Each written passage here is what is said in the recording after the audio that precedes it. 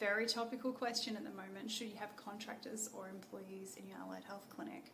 Now, for some of you who've been around for a while, you may yourself have been employed as or engaged as a contractor over the years.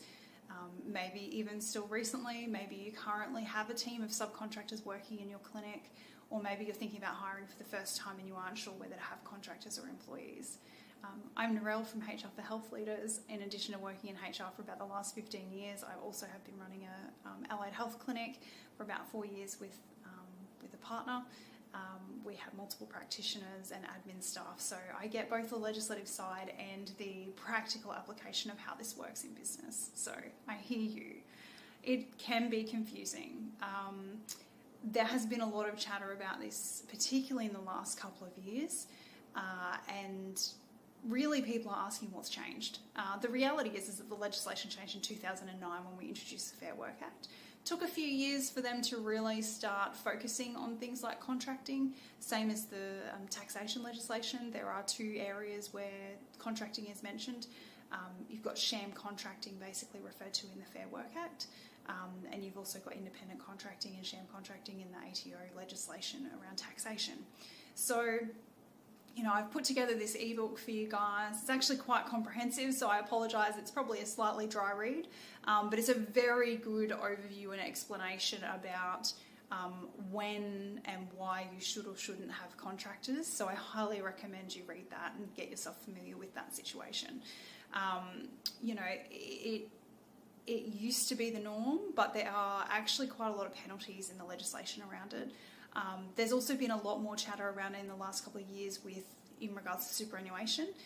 You may know or have heard of someone, or maybe you've had it happen to you, where you've had subcontractors where you've said, okay, you get 60% of your takings and you're responsible for superannuation.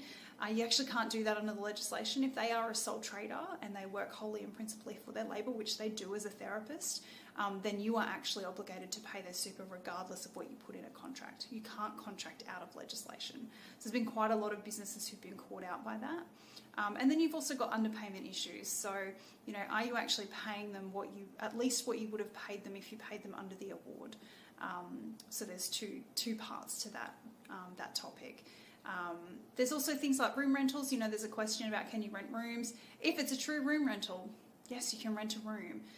But if it's really a subcontracting agreement where you want control, then that's not room rental. So you've really got to nut it out. There's some really great case examples in there. If you are looking for subcontracting and room rentals, I highly recommend that you get in touch with a lawyer. It is a contractual arrangement. It is not an employment relationship. If you read through the information, you decide that you actually really should have employees, then please get in touch with me. My general advice is that the way that most allied health business owners want to run their clinics, they want employees. You might think you want a contractor, but you want the level of control that dictates that person is actually an employee in your business. So just be very careful of the differences and the risks in that space. We're all about culture these days and creating the workplace you want. You really need employees to do that, is my personal opinion anyway. So if you aren't sure what to do next, then just go through, read the information and get in touch with me. And I will speak to you soon.